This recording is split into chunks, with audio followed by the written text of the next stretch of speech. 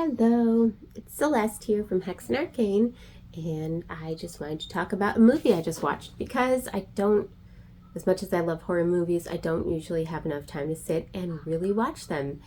And I got to watch a horror movie. I just kind of randomly went on Netflix and found a movie called There's Someone Inside Your House, and it was made in 2001. And it was based on a novel of the same name by Stephanie Perkins. I haven't read it yet, and actually I want to. I want to see how they compare. That's something that always interested me if I read a book and then a movie comes out, or if there's a movie I watch and then I realize it was from a book. I'll always want to check it out. So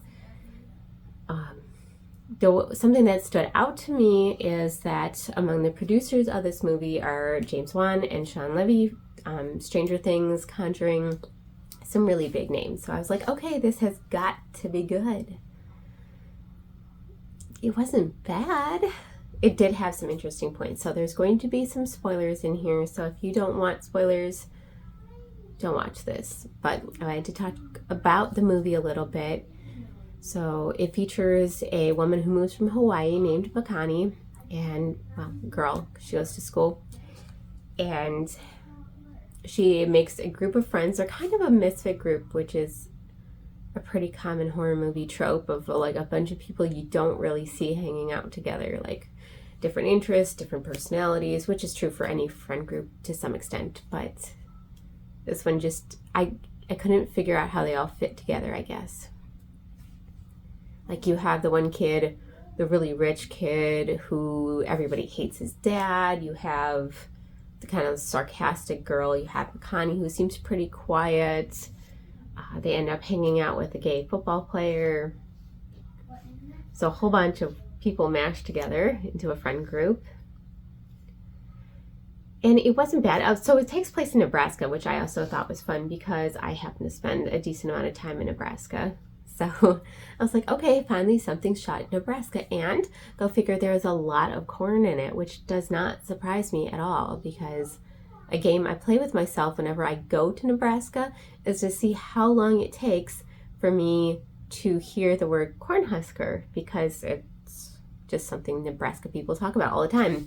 And then as soon as I was watching this movie, what gave me the first tip off that it was Nebraska was seeing a Cornhuskers poster on one of the guys' walls. So it right away starts out with people dying.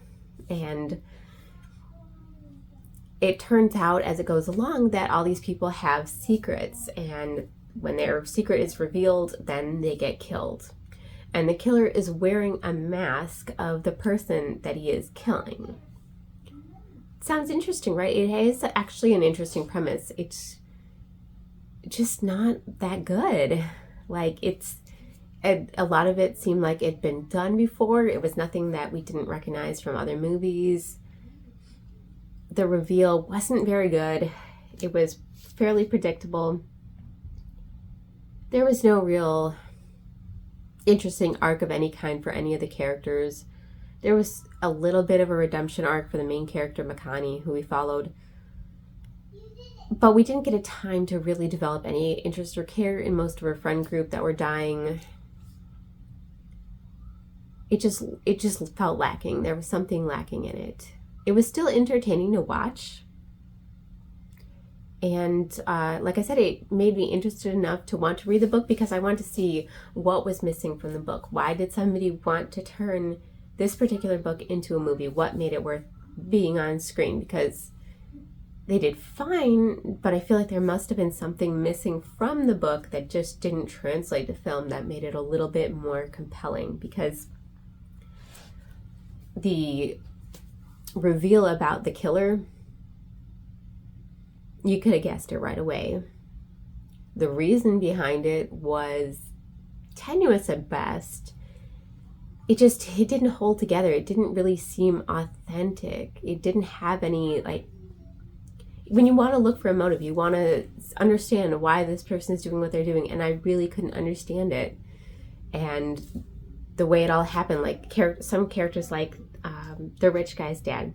His dad, everybody hates because he's buying all the land from people, and he's talked about throughout the movie, but by the time you meet him, he pretty much dies. So there's really no understanding of any of the characters, and I think that's kind of what made it a little bit lackluster, in my opinion. So it wasn't the worst movie. It was perfectly fine to watch, but not something that I would like highly recommend. I wouldn't go out and tell my friends, you gotta see this movie.